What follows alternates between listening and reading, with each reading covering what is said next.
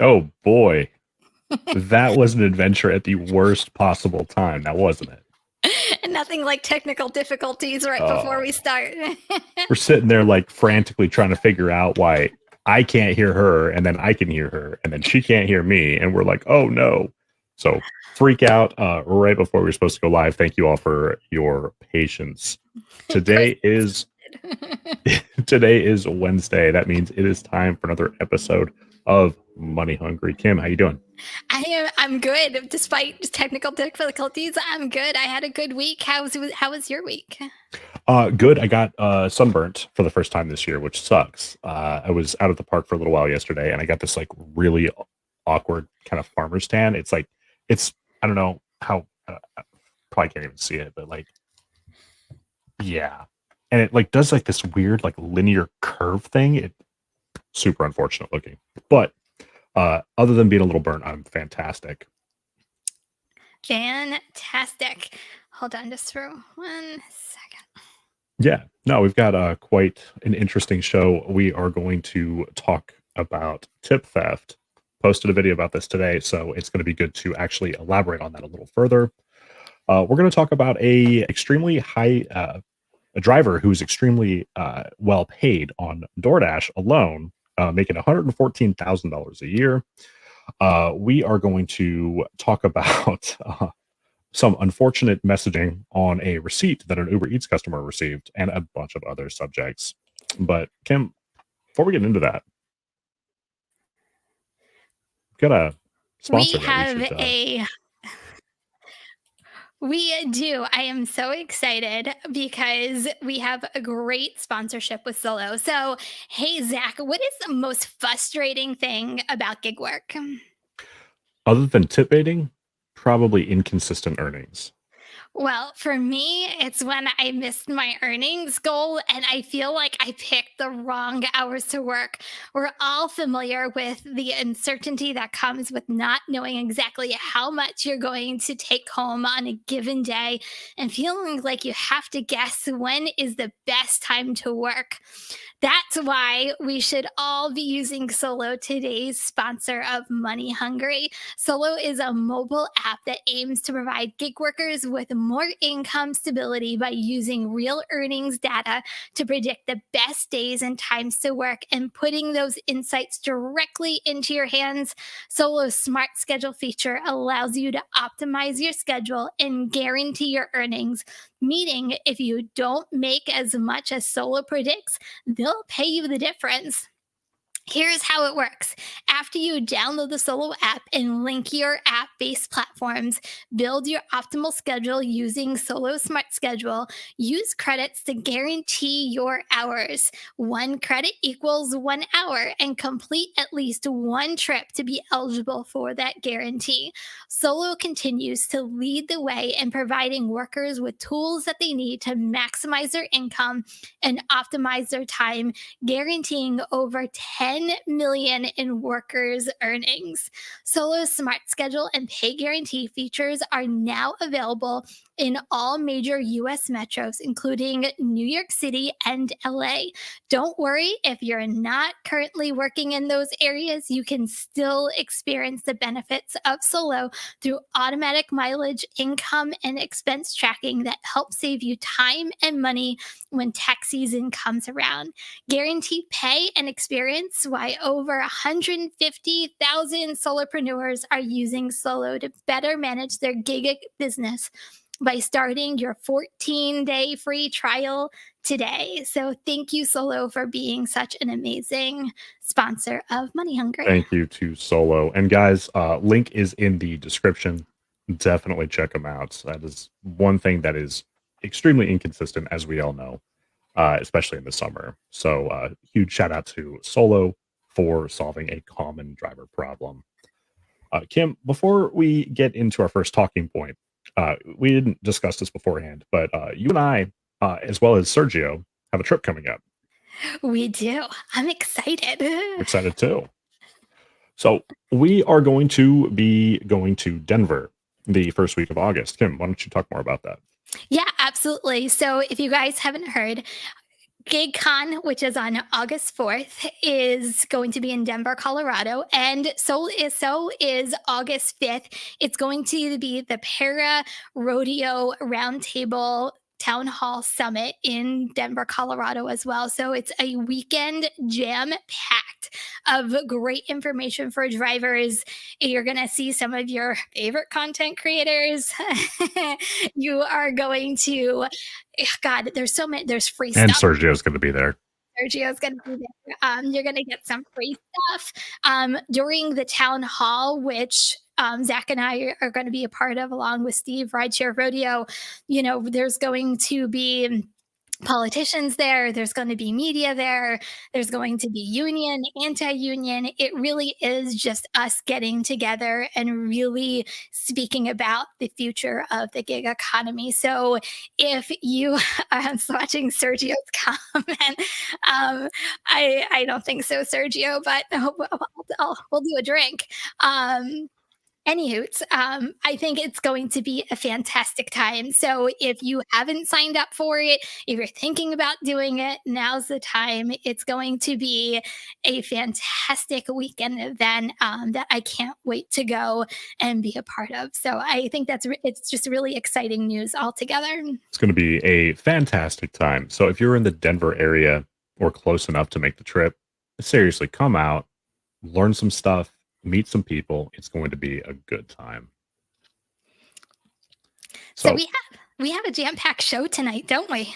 Yeah, kind of. And actually, you know what, folks? We want to do something a little different tonight. We're gonna take a page out of a Show Me the Money Club's book. And at a later part of the show, we're going to post the StreamYard link. So we've got a segment coming up where we want audience participation on the show. So if you're interested in coming on, stick around. We'll get to that a little later. So, Kim, how much do you think most DoorDash drivers earn in a calendar year on average, if you had to guess? God, I feel like it would vary based off of part-time, full-time. I think it would just completely vary, and also by area. So I feel like that's a really hard question to answer, to be honest with you. What percentage of drivers, let me rephrase the question. What percentage of drivers do you think earn six figures? Oh, God, I would say a small percentage, to be honest with you. So let's introduce them to a gentleman named Ronald Coleman. He is a 45-year-old driver from Honolulu, Hawaii, who raked in $114,000 last year delivering in Paradise. So there's some interesting things in this that, and I wanted to talk to you about this, Kim, because you and I are not going to see eye to eye on this one. We're not. So, regardless, I want to get this out of the way. I will concede to you right now that yes, he is killing it. He is making a shit ton of money. So we can't argue there. Okay. So this gentleman also happens to have a 70% acceptance rate. So that's a little high. I think he could probably maybe do a little better, even potentially maybe 130,000 if he let that fall a little bit. I don't really agree with you on that one, but we'll agree. We always agree to disagree.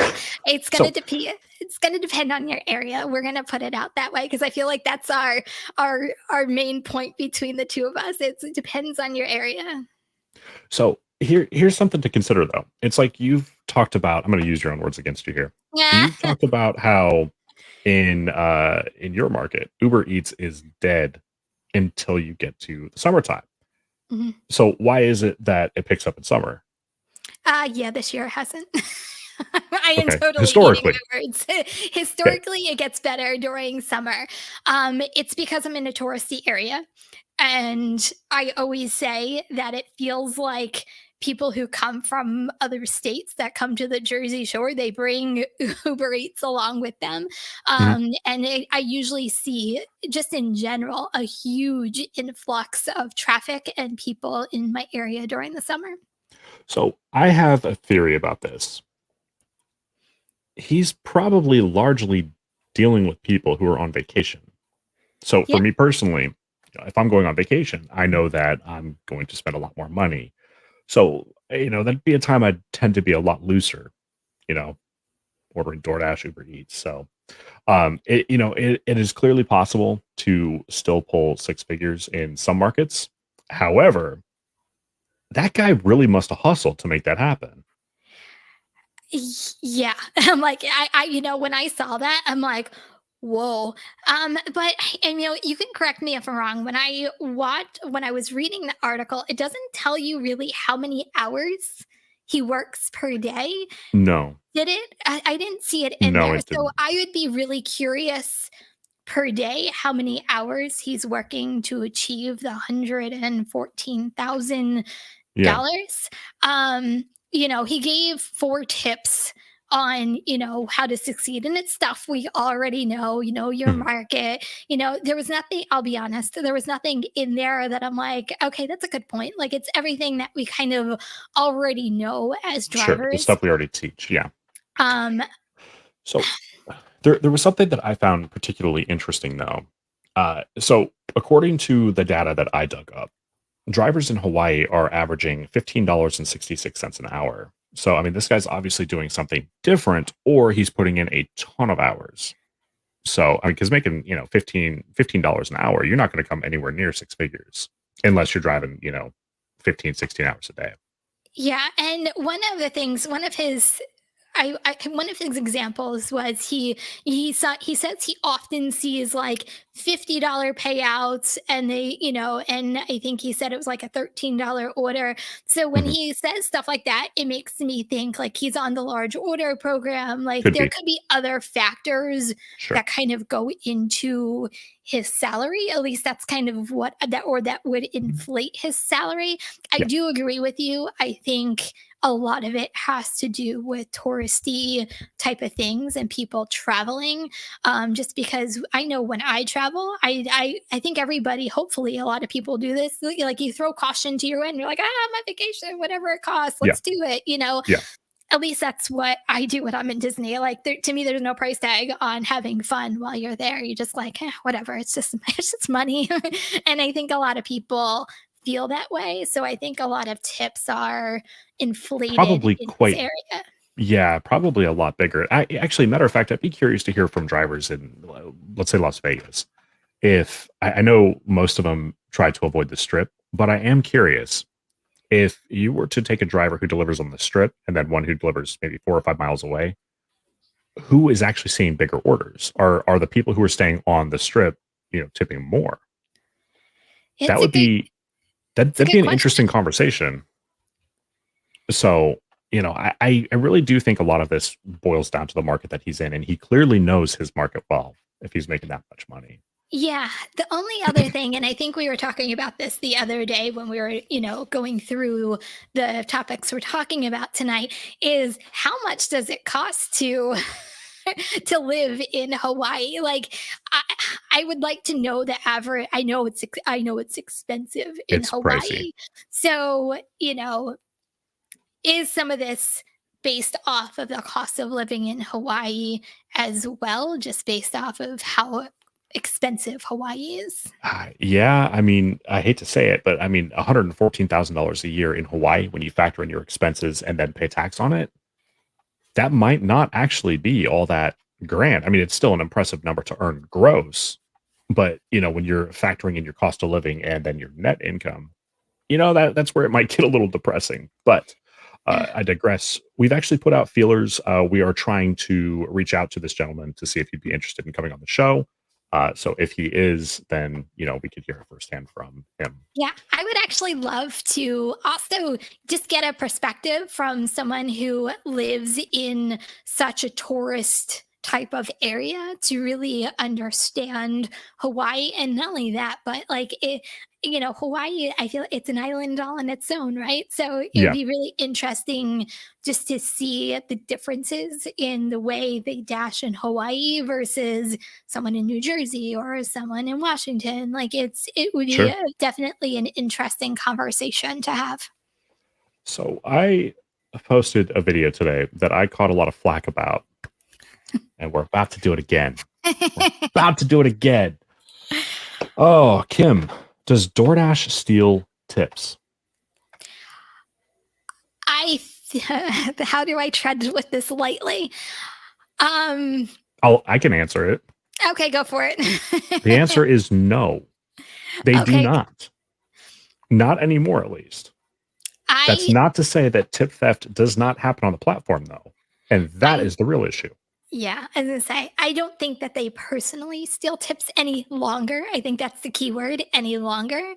Um, but I think there is a time where they actually say that drivers are guaranteed all their tips. And I think that's their biggest thing to get new drivers in. And then, like the article we're about ready to talk about, there's like there's a clause to that, and it makes a lot of drivers very unhappy. Yeah. So we came across a story of a dasher who delivered a $318 catering order. Now, when you pick up orders from time to time, you'll see the receipt, as you can see behind this guy's incredibly handsome face. Uh, on the receipt this time, you could see the amount that the customer tipped. So it's interesting how that happens sometimes and not others. So, for those of you who are unaware of why you might occasionally see like a tip on the receipt or the customer's first and last name, or or get the unknown number of items message, uh, that's because that order was not actually placed through DoorDash. That order originated on a third party system. So this guy delivers this 300 and something dollar order, and upon delivery, despite seeing that they tipped $76, this driver got paid $8. How is that acceptable? It's not whatsoever. And I would say that it hasn't happened to me, but it has. It has happened to me on DoorDash before. So I've seen orders pop up. There are restaurants in my market that do this. There's actually a few that do this in my market, and they always come through as no tip. So it's like, I find it a little suspicious that every single order that comes out of this place is a no tip order. So here is essentially how this happens, folks. A restaurant gets an order placed through their, or excuse me, yeah, the restaurant gets an order placed through their website or their app rather than the DoorDash platform. They then pay a fee to DoorDash to use some like backend system or like an API. And from there, a driver is dispatched to that restaurant. However, the restaurant is responsible for entering the relevant information, like the customer's first and last name, address, and of course, a tip. So when the order is placed through DoorDash, yes, we do get that. However, if it's placed through a third party website or application, it's up in the air. They can do whatever they want with that tip. Yeah, and just also, if you're not on the large order program, you guys might not know this, but when you see an $8 large order like this one, $8 is a base pay for a catering order. So just in case this ever comes across your phone and it comes across like catering order or anything like that, and it says $8, that is the base pay of a catering order. Never take a catering order that says $8. You are never going to get a tip out of it. Just FYI. So why do you think that DoorDash allows this? This is really fundamentally a flaw in their system.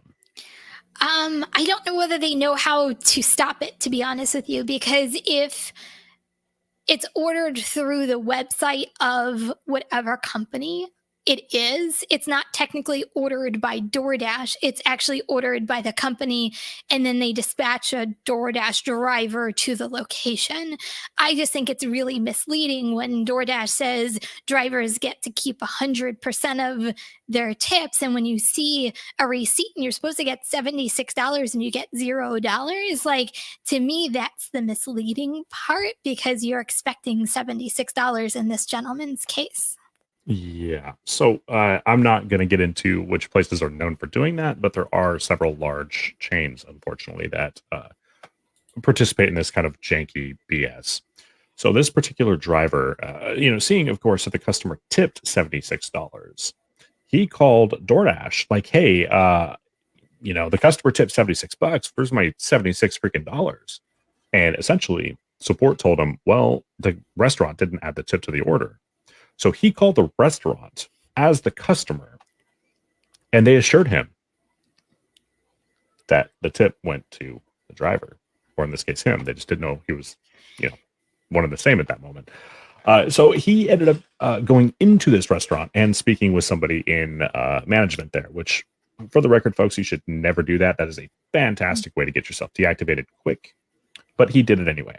He went in and they pulled the order back up, and they saw that they accidentally forgot to add this guy's tip in. So they told him that they couldn't go back and add it onto the app after the order's done, wrapped up. I have no problem believing that. So they ended up giving him two $50 Visa gift cards that he could spend anywhere. So instead of the, $76, he ended up with $100. So in the end, he made out okay. But this is really kind of a cancer, in my opinion, on the DoorDash platform. Yeah, I actually really agree with that. But this really did happen to me. I'm not going to say the name of the restaurant that it happened to me. This was 2 Christmases ago, and this was like right after like everything kind of started opening back up again. And this is when restaurants were like really short staffed and they get an order, and this is when soap totals were, you can read them, and you saw, and it was a $600 catering order, and I'm like, score. And they were short staffed, and I had waited, and you're not going to give up a $600 order. So I waited, I think it was like 25 minutes, maybe 30 minutes, because like it was like one of those ones where they ordered individual like sandwich boxes. So I waited. Finally, this restaurant does give you a receipt, and at the bottom it does say tip and the tip amount. And this time it was $20. I'll be honest, I'm like, $20 for like the 30-minute wait and a $600 order, but whatever, I'll get it done. And I got to delivery, and the tip was $5. Yeah, so I've had something similar happen. Mine was on Uber Eats though, and I don't think that they stole the tip. I think it was just a really cheap customer. They ordered something like $500 or $600 worth of pizzas and tipped $5. So, I think sometimes some drivers have the wrong idea that maybe part of their tip money was stolen, when in actuality it was the customer being cheap. But the real problem is with these third-party restaurants who have the ability to go in and manually enter the tip themselves. Yeah, I haven't had this happen since that time. So this is a very popular chain that I went to. So I don't know whether they corrected it or they got in trouble, because they were known for doing this for so many years. So I don't know whether DoorDash did something though in their system, that because so many drivers complained about it. I haven't seen it happen since then. And I do catering orders with them twice, maybe 3 times a week. So I don't know whether it got corrected, and DoorDash is starting to figure out ways to correct it. I'm not sure, but somebody got fired. Something happened.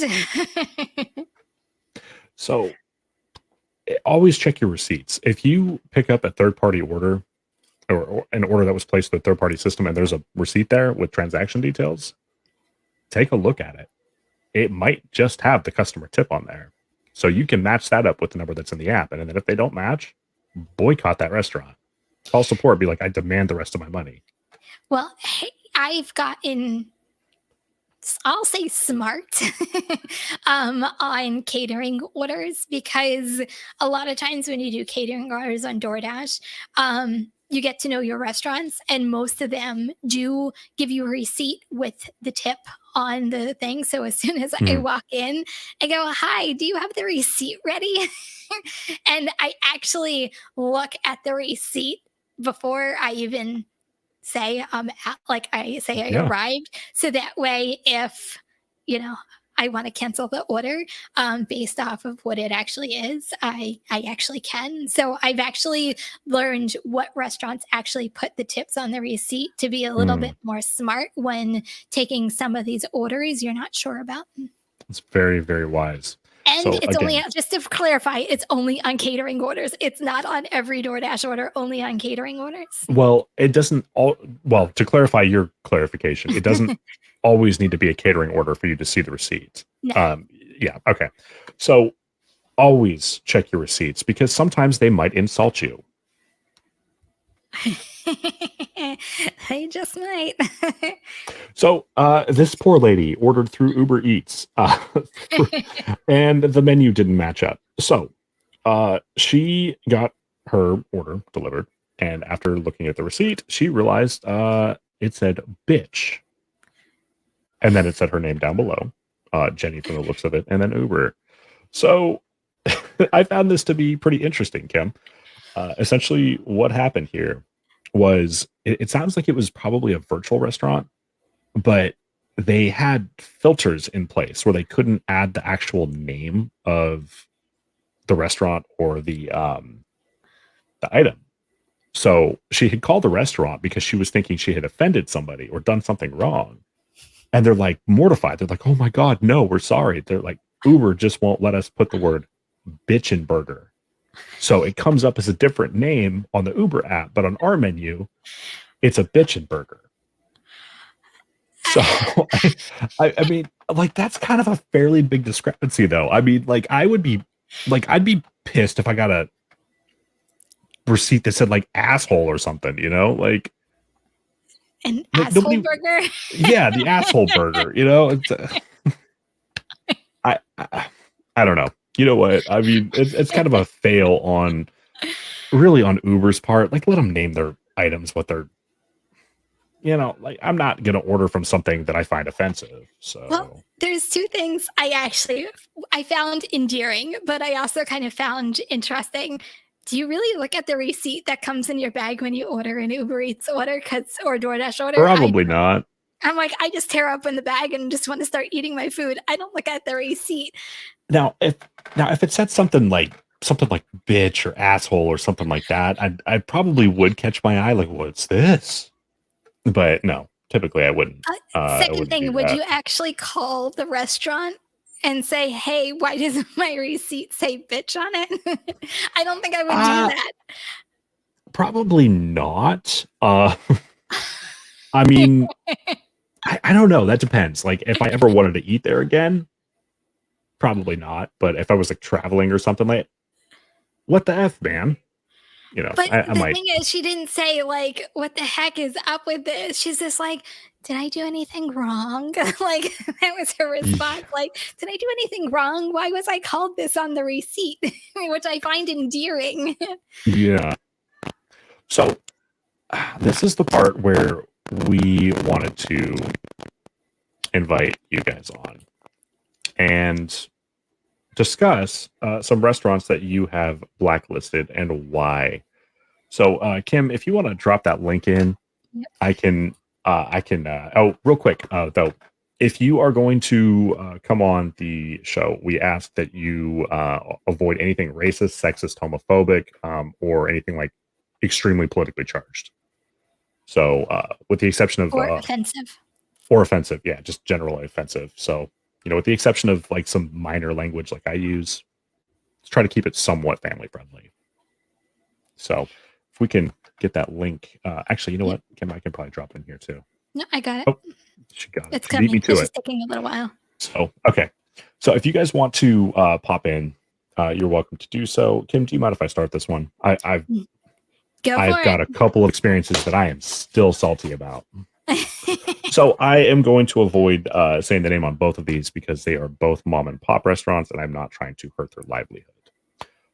There is a Mexican restaurant in my market that has a horrible habit of not including all of the entrees. So 2 summers back, I think it was, I was delivering for Grubhub, and the customer ordered 2 of the same entree. So I show up, and they're the the plastic bag or whatever, and I only see one of the little styrofoam to go things. So I'm like, so I check with the restaurant staff, and I'm like, hey, they ordered 2. There's 1 in here, and the lady's like, no, it's all there. Trust me. I'm like, I kind of don't, but okay. Like I brought it to her attention, and so against my better judgment, I'm like, well, maybe they put both entrees in the same same styrofoam container. I don't know what the restaurant's notes said. So against my better judgment, I scurry out the door and continue on my merry way, get it delivered. And Unfortunately, I was right to be suspicious because I get a call 5 minutes later from the customer saying, "Hey, I only got half the order." So, a customer went on to tell me that they had originally called the restaurant, who proceeded to throw me under the bus. They said that the driver didn't pick up the whole order. And I was so freaking mad because I had explicitly asked the owner where the rest of it was. And then they threw me under the bus. So that was the last time I ever went to that restaurant. There's another restaurant in my market that I refuse to go to because the owner tried to give me an exorcism.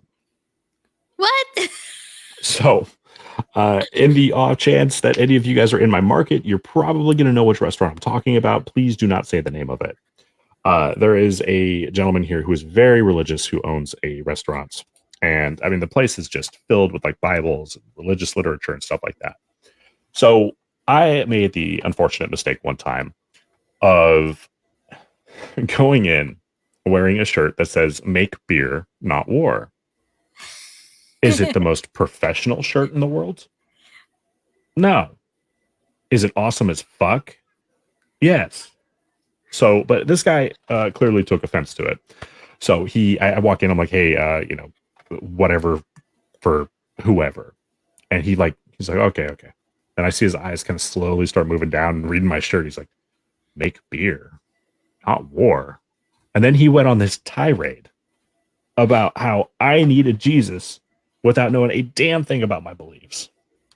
So I looked at him and said, "Somebody else will come pick this up." I undersigned the order, never went back. But yeah, so basically the guy tried to give me an exorcism. Okay, that's creepy. Yeah. What about you? You have any stories? I actually just have two. One, I have a coffee, like a local coffee shop that I never will ever go back to, and it wasn't anything like like one of your stories. It was more the fact that every time I go, I walk in and they're always like, "Oh, I just got your order," and you're like, yeah, exactly. And then you wait like 5 minutes, you go back in, and the order still isn't done because they took all of their customers that were in front of them, and they always push the Mm, online orders to the side. And you're like there and you're waiting like 10, 15 minutes, and you're like, nope, just unassign. I think it happened to me 3 times in a row, and I'm like, I'm done. I'm never coming back here. That was one. Another one, I blacklisted for a while. I always try them again. I mean, I probably wouldn't in your circumstance ever go back, but sometimes if I have really bad experiences, I might go back again like a year later just to try them again. But one was a restaurant and they knew me. I guess the people who were there didn't know, like they were a whole bunch of new people, a whole bunch of new hostesses or whatever. I say the name and they actually have to look at your phone. So they knew the name. They handed me the bag and it was like an 8 mile order. It was a big order, but it was 8 mile order. I get like 6 miles away from the customer's house and they are calling me nonstop. And I usually never answer the phone, but but like they're literally calling me nonstop, the restaurant. And I answer the phone and they're like, "We forgot the flatbread. Can you turn around and come back?" And I said, "Unfortunately, it's against DoorDash policy to turn around and go back. I have to proceed with delivery, but I'll let the customer know um, that."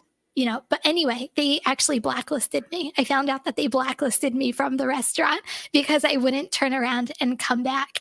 And right before I hung up, the manager, whomever, got on the phone, is like, "Well, if you're not coming back, be the bad word, then we'll like basically they'll fix me for not coming back." And I'm like, okay, well, I'm never coming back after that. So man, yeah, that's like time to like leave a Yelp review. I was tempted, but I'm not Oh, that type of person. no, So I'm petty. Mm, mm-mm. You don't make a mistake and then put it on me, right? yeah. I will take ownership for my own mistakes.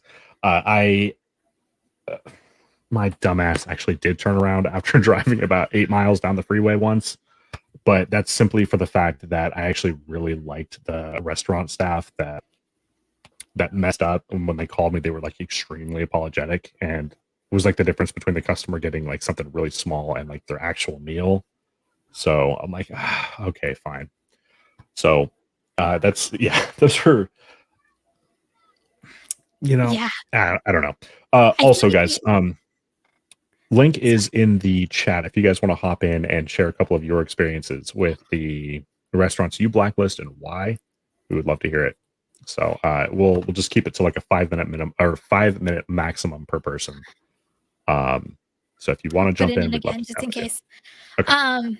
But yeah, I bet I feel like those are like local ones, but how many times? And the whole entire reason why I'll put up the slide because we didn't do that is this person put it on Reddit, what is your store's own blacklisting area? And this person had Panda Express, Taco Bell, and McDonald's. I feel like it's changed a little bit for me in my area. Before, when there was like no staff in a lot of these restaurants, I think I blacklisted almost every fast food except McDonald's in my area. Yeah. Now it's a little bit better. I still hardly ever do Taco Bell. I never do pot pies. I used to not do Burger King, but they tore down the Burger King, so I don't have to worry about it anymore. But Okay. Yeah. And to your point earlier, the blacklisting of restaurants is really kind of only wise to do for a limited period of time because staff does change. yeah. So, like, but in my case, with both of them being like small mom and pop independently owned restaurants, like chances are it's just going to be the family running that place like for the foreseeable future. So that's Well, why those two, yeah, that's why those two haven't come off my shit list yet. the funny thing is, though, with me is even though they said I was blacklisted, which I don't believe them just because maybe about 3 months later, I started getting orders. There was a while that I didn't get orders from them. And then 3 months later, I started getting orders again. So maybe they changed management, maybe they changed staff altogether. I don't know. But I finally tried them a year later and they were back to being good again. Yeah. Yeah, I've run into that. There's a sushi place here that I blacklisted for about 6 months. And Yeah. it was mainly just because I was so freaking pissed off one time because of a communication breakdown. Yeah. But it happens. Salt's got a good question. And actually, you know Yeah. what? Salt, if you want to jump on, man, and Yeah. I'm sure you got a couple that you've blacklisted as well. Yeah, I mean, just because I have an AR doesn't mean that I don't decline. I usually save my declines for restaurants that I don't trust. Like there are two. I literally only have really two. I don't prefer to go to some of these restaurants. Doesn't mean that I won't like Taco Bell if it's an order. I guess I'll have to go to Taco Bell. I'm not happy about it. Yeah. But the two restaurants that I talked about, one is back on my good list. The one I was saying I was blacklisted from them. They're back on my okay list now. It's just a coffee shop in my area, but I purposely save a lot of my declines for like really long distance miles that I'm like, there's no way in any God's creation I'll ever do that order. But when you think about AR, I try to do at least 100 or more DoorDash deliveries per week. So it ends up being based off of what I work and how many orders I take. I'm still allowed to decline like 4 to 5 orders per day. Makes sense. So, I hear a lot of people talking about Chipotle too. Seems to be kind of a sore spot with a lot of drivers. I've never had problems with Chipotle. Oh, I have. Uh, yeah, the biggest problem I've had is just having to wait. It was there during dinner or something on a Friday night. And, there's like 8 other drivers, and just like we're gonna be here a while. So I've never really had issues with them. I had a bad I experience just last week. Did you? What happened? Yeah, I went in for just a regular order and it was probably about like, I don't know, it was evening. So I guess like 7, 8 o'clock at night. I can't remember the exact time, but I went in and it's bad when there's like 15 drivers just waiting around and you're like, oh, this is going to be long, isn't it? And so we're waiting. And with that, the sales associate, there was only one person in the line making the order. And he's like, that's it. I'm out. And literally stomps and like walks out. And like, we're all just standing there like, did that just happen? So So then homeboy just like up and he just quit on the spot. he just literally bounced. So then the manager comes over, and I guess it was like no big surprise because he acted like it was like nothing. I don't know, but he started picking up where the guy had left off. So then the kid comes back, and he's like, "Okay, I'm back." And I'm thinking, whatever. I guess I was in management, so that's probably not how I would have handled the situation. So the manager goes back, he starts making the order, and the guy goes to all the drivers, just so you know, I don't know what I'm doing, so all y'all orders are going to be screwed up. Unassign. Unassigned. That's when you turn around. Ladies and gentlemen, for those of you drivers who are brand new, I'd like to direct your attention to my app. If you press this button and then you press this button and then click customer's name, you can remove yourself from this order without calling support. You're welcome. Have a good night. Deuces. Oh, it gets better. So the manager is still doing whatever he's doing. He goes to one of the sales associates. Can you get so and so out of the bathroom? So the girl goes to the bathroom and knocks on the door. She comes back. She's not coming out. So the manager goes to the women's room door and like bangs like the cops are at the door, like really loud that like it echoes through the entire place. He's like, get out of the bathroom. So what the fuck, Priscilla? You've been in there for 45 minutes. Oh my gosh. And then I'm like, okay, I'm out. Was this was Chipotle? Yeah. Damn. Man, it sounds like they did not have their stuff together. They totally did not. Oh my gosh, okay, I'm out. That would be really, really obnoxious for the driver. Kind of like the new DoorDash update. Oh, good. That was a good one. Thank you. I guess people are too shy to join us today. So drop it in the chat if you guys would. Have you guys gotten this new update that won't let you continue? Well, technically it will, but it doesn't matter. Where you start getting these passive aggressive messages like "photo is blurry, take it again," or "the photo is tilted, take it again." Yeah. This has frustrated me to no end this past week. It started in my area probably about a week ago. Like it was last week when it first came in. And the first time I actually got it, it was a handed to me. I mean, it was a leave at door, but the person was waiting. So it turned into a handed to me. So I always take a picture of the person like walking back into their house. So DoorDash has proof that, Yeah. hey, I delivered the order. That's and then funny. it came up that your photo is tilted, and it was like literally dead on straight. I'm like, what is this? So then I took it again and it says your photo is tilted. I'm like, I don't know how much more straight I can be, DoorDash. And finally, after like the second or third try, you can bypass it and continue on. The photo is blurry. That totally was my fault because it's been humid as all heck here in New Jersey, and air conditioning, humidity, it does nothing for your lens on your camera of your phone. But it has seen, like, I've seen this pop up so many times, and they're like, I just want to take a picture.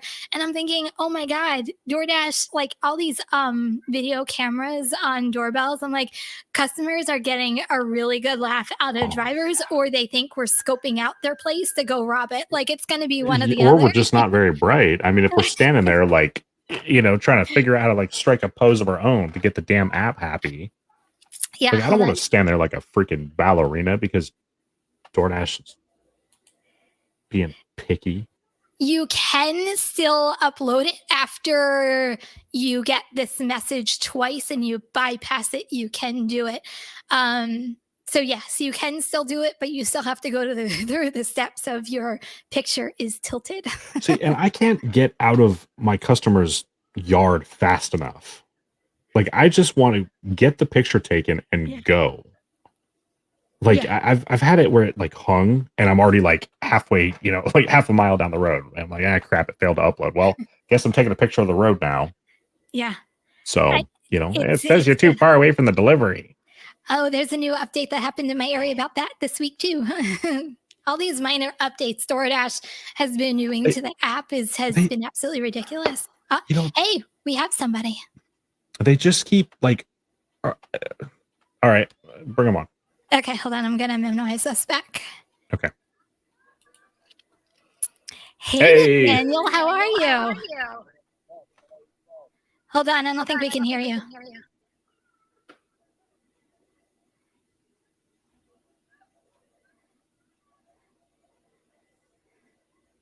No. Okay. Yeah, we can't hear you, man. Now? Now we Yes. can hear you. Okay. They say, How's it going, man? they say put headphones in and to avoid the echo, but apparently technical difficulties. Yeah. We know about technical difficulties today. It's all good. First of all, I just want to say it's a pleasure to meet both of you. I'm so happy that you two have your own show. You've been an amazing addition to the Money Pod family. Great Thank you. job. Is this what, show 19, 20 now? We're on 16. 16, I think this is. Oh my gosh. Time flies when you're killing it in the gig media game, huh? Appreciate you, man. You are too kind, Nathaniel. Yeah, I just want to say thanks.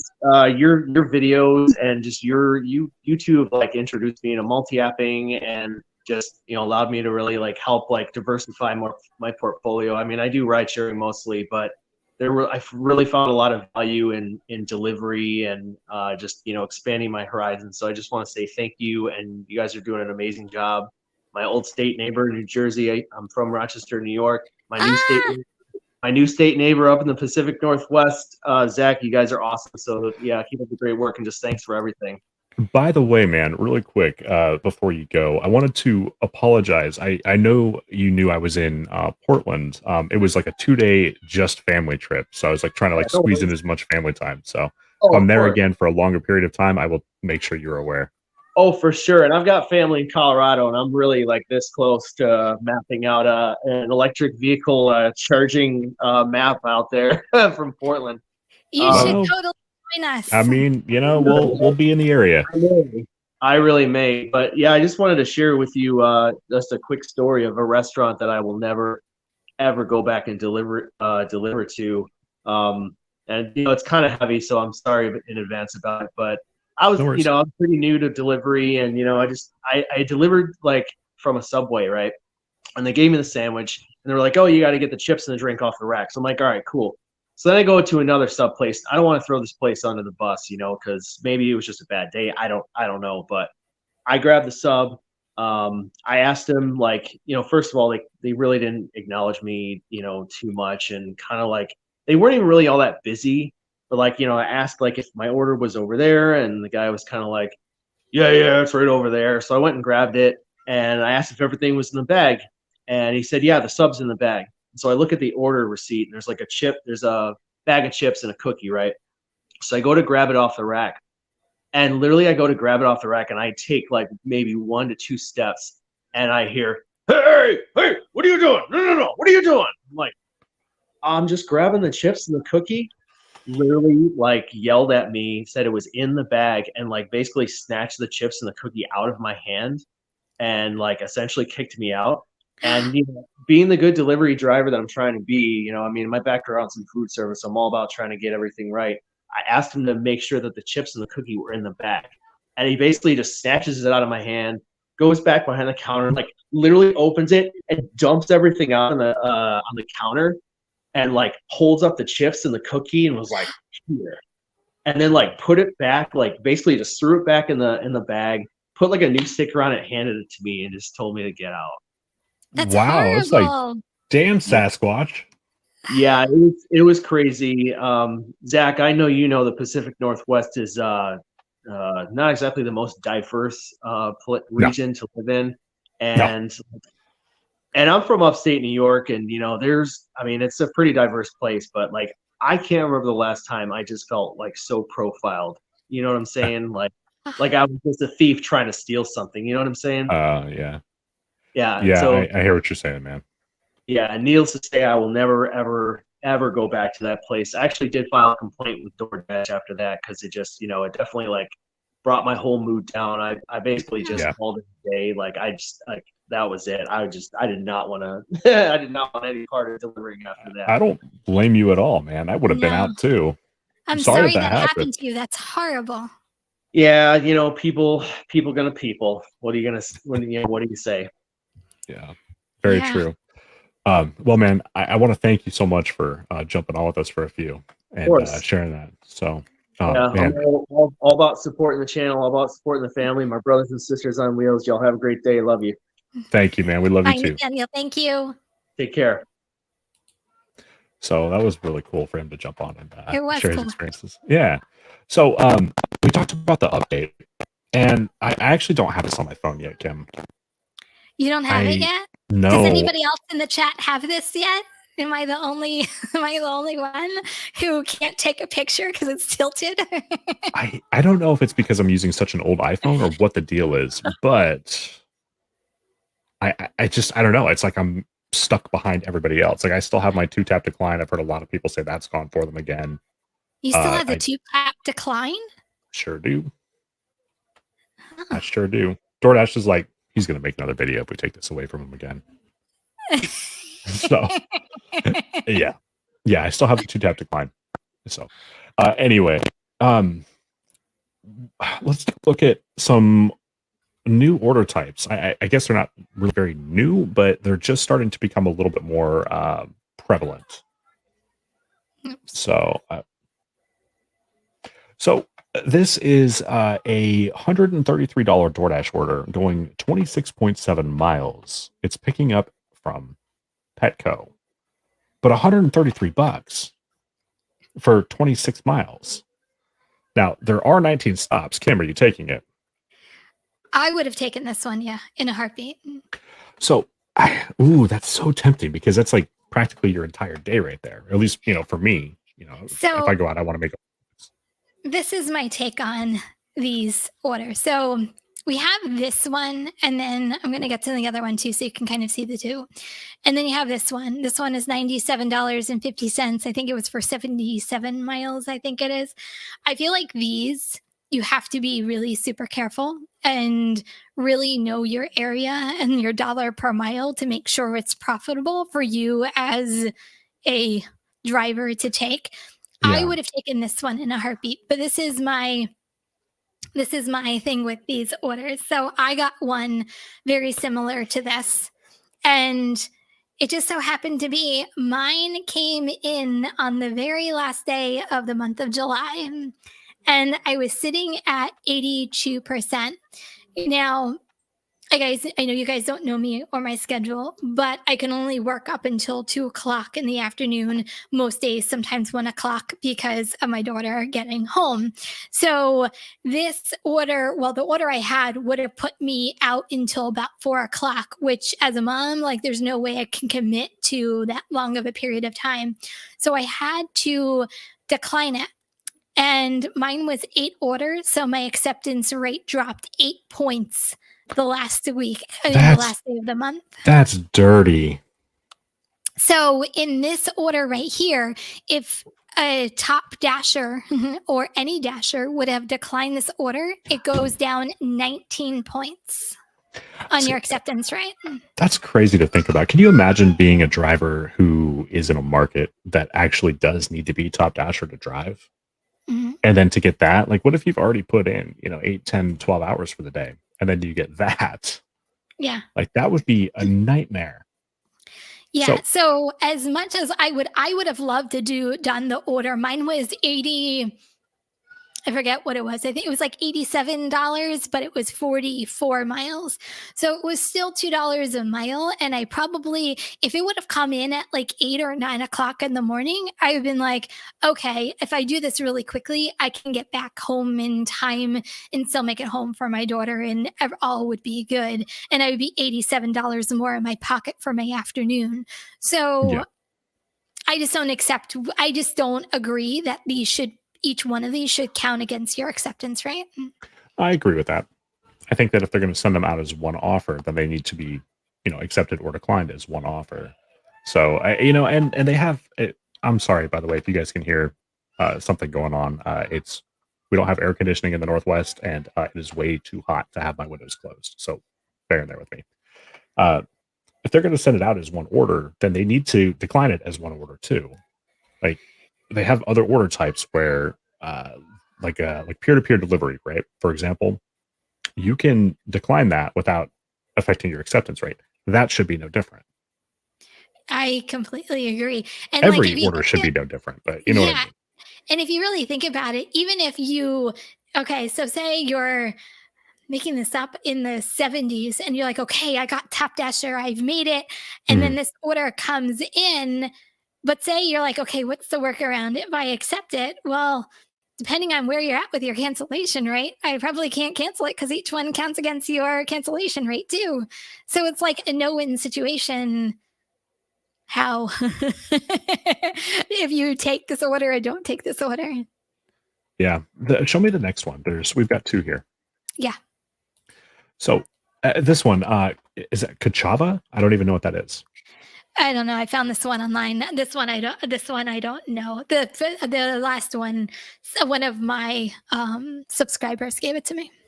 So, I have a concern with these though. It's like, for PetSmart, you could be showing up and getting, just like a little squeaky toy, but you also have the possibility of walking out with a bunch of 50-pound bags of dog food. So Yeah. that's kind of one of those things that you kind of have to accept it and then scope it out. Like, I don't know that you would necessarily know for sure until you actually got there and saw what you were loading and unloading, if it's actually going to work for you. Like Yeah.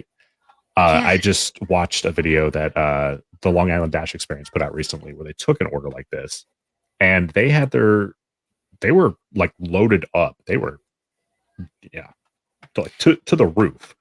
Like Yeah. that shit wouldn't have fit in my car. Manny Mazda would have been like 2 trips to get all that stuff delivered. There's no way I could do it. Yeah, I don't know whether the stuff would have fit in my car either. My order actually said, this is the kicker. Mine order actually said three orders extra small, but it didn't tell you what the other 5 orders were if they were extra large. Yeah. They're not giving you the Spark or Roadie information. No, and that To me, to me once on Walmart Spark. I guess I like looked through all the orders to make sure it would fit in my car, and I guess I saw dog food and I didn't realize it said 50-pound bag, and the next thing I knew I was doing one of these orders for Spark with a 50-pound bag of dog food. I'm like, I don't know how I'm gonna lift this. yeah, for sure. To me, it just seems like they're kind of trying to be their own like last mile delivery service. Yeah. Almost kind of emulate Spark. Yeah, this is exactly like Spark. So, speaking of Spark, did any of you guys get something like this in the mail from Walmart? No. Yeah, it's got this like. Let me make sure. Okay, address is blurred out enough. Okay, so Spark sent this out to some drivers. I didn't get it either. Shout out to my friend Pam for giving me this to put on the show. So we open this up, and it's got this little. So it says Spark driver, right?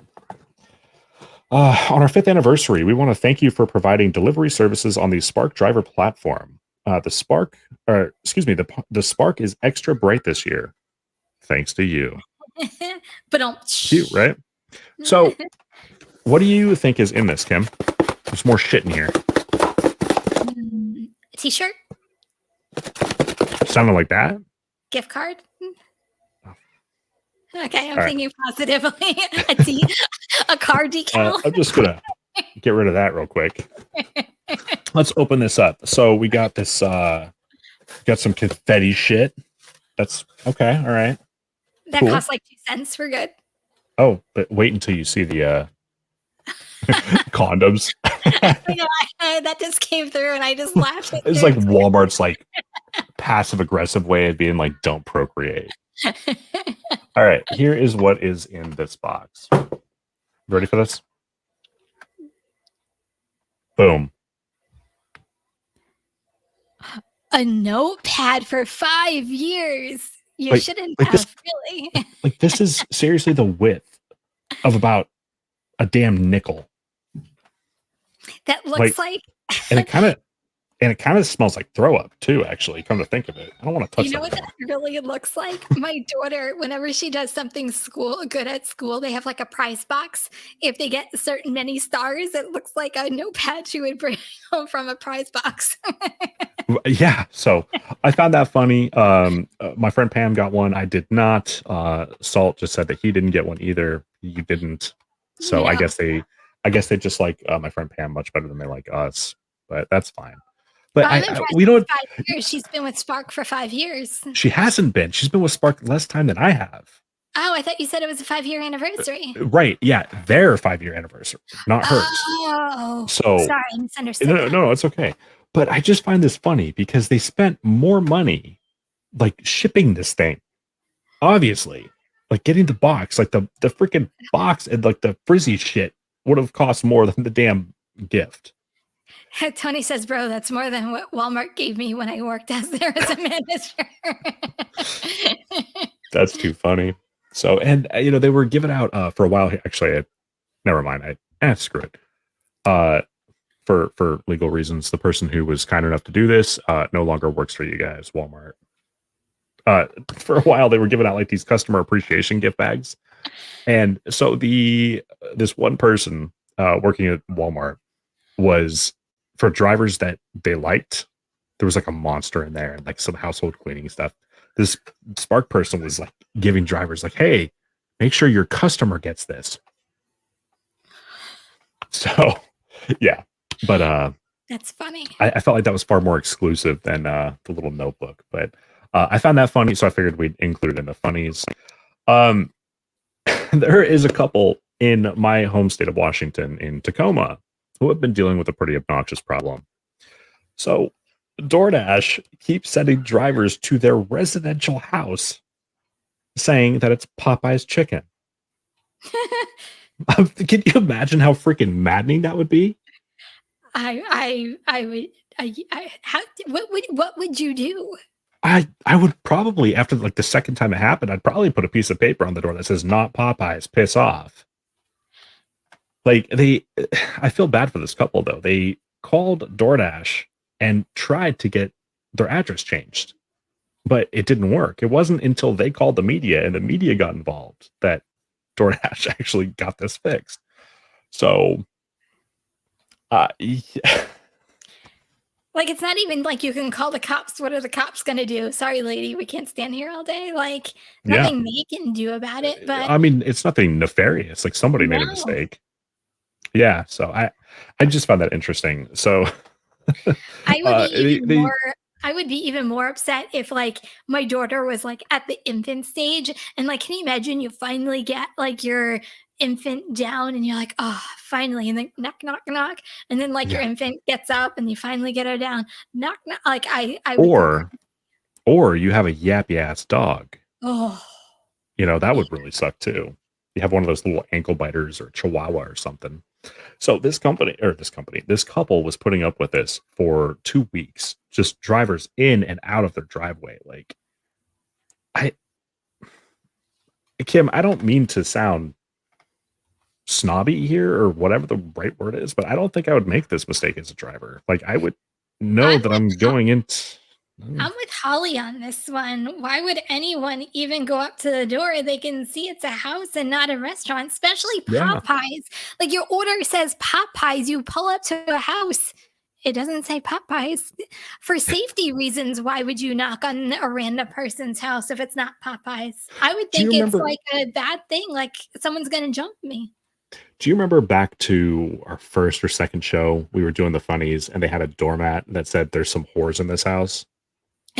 Like, can you imagine if you're picking up a DoorDash order at a house for Popeyes and they had that welcome mat? Like, I mean, come on, man. Like, something isn't jiving here. When was the last time you saw Popeyes have a damn Ring doorbell camera? Unless they're in Louisiana, that's the only thing I can think of. They weren't. So I don't get it. Yeah,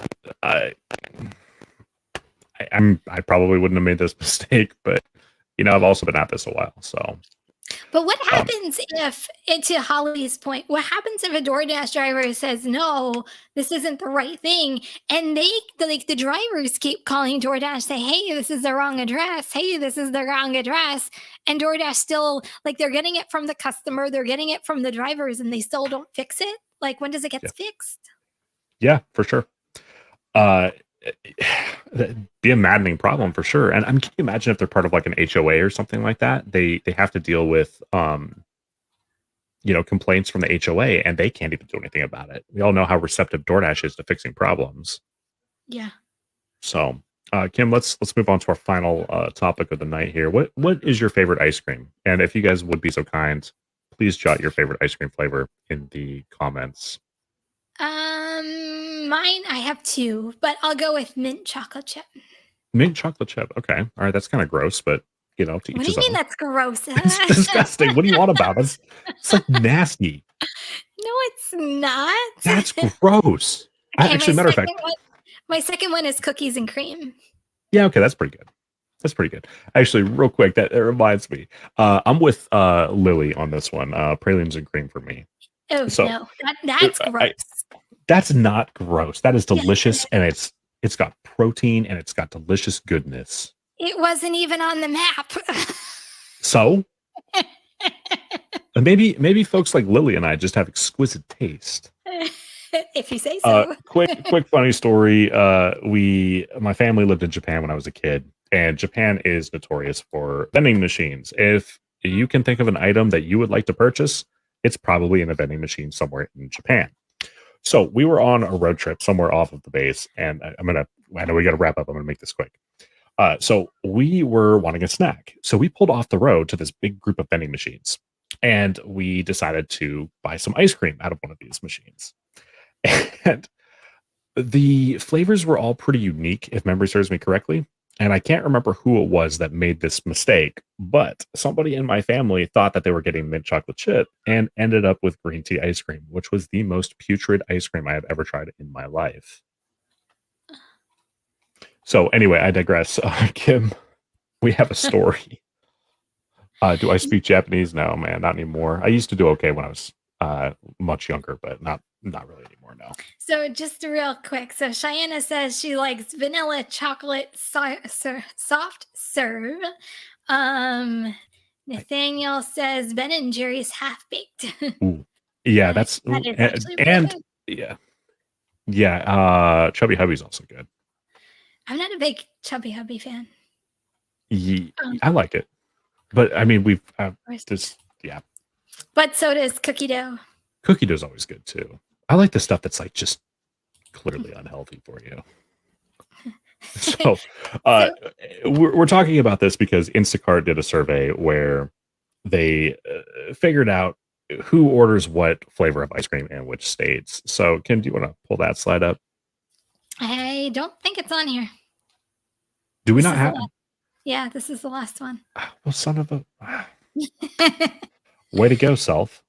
Well, we can talk about it. That's okay. That's all right. All right. So Moose Tracks was named as the most popular flavor in 12 states, topping the list as America's favorite flavor. I don't even know what that is. Isn't Moose Tracks when they combine flavors together? I think. I don't know. I mean, like, what flavors would they be? I've never heard of it. I feel like I need to Google it. Yeah, if somebody dropped that in the chat for us, what the hell is Moose Tracks, and is it worth a try? So, wow, my notes are out of order here. Okay, here we go. Rocky Road was preferred in 3 states. Coffee ice cream. Oh, Kim, do you like? You don't like coffee, do you? Yeah, I don't like coffee in general, so no. Coffee ice cream was preferred in 4 states, and mint chocolate chip was preferred in 4 states as well. So, easy little wrap up there for us. Everybody loves a good ice cream, so it's okay. All right, I think we have an answer on this. Peanut butter cup ice cream with fudge and a vanilla base. That sounds really good. Ooh, that sounds good. Yeah, it does sound good. So, again, guys, we want to thank Solo for sponsoring today's episode. If you guys would like guaranteed earnings, definitely check out the link in the description. You will not regret it. As well as that, don't forget that if you are in the Denver area, Kim and I are going to be there along with Sergio the first week of August. Kim, do you want to do the rest of that? Yeah, it's the first weekend of August 4th and August 5th, Denver, Colorado. August 4th is the GigCon, which you can meet a whole bunch of content creators.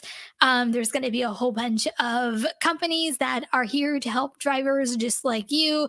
There's some free stuff. You get to mix, you get to mingle, and it's going to be a whole bunch of fun. And then on August 5th is the Para Rodeo, Steve Rodeo Town Hall Summit. And it is going to be I think it's going to be a pretty amazing event that a whole bunch we're going to be there. Yeah, of course. But it's going to be a whole bunch of people talking about the future of the gig economy, coming together to really talk about the issues and the fate of independent contractors. So I'm actually really excited about that. So yeah, and Sergio's going to try to get Kim drunk. Yeah, I don't think he's going to succeed. I'm like, I don't think you're going to succeed. I don't think he's going to succeed, but he's going to try. I told him he's buying me at least a glass of wine since we're both wine snobs. So yeah, no, I think he owes me about 3 or 4 beers. So we shouldn't remind him, but I think we owe him a glass of wine too. I think we kind of promised him. No, we didn't. The last communication we had with him was he was buying me 3 beers. Oh, okay. We'll so we need to ixnay on the owing him shit. So. Sergio says 3. All right, guys. Same place, same time next Wednesday. We'll see you then for Money Hungry. Thank you for joining us. Bye, everyone. Take care.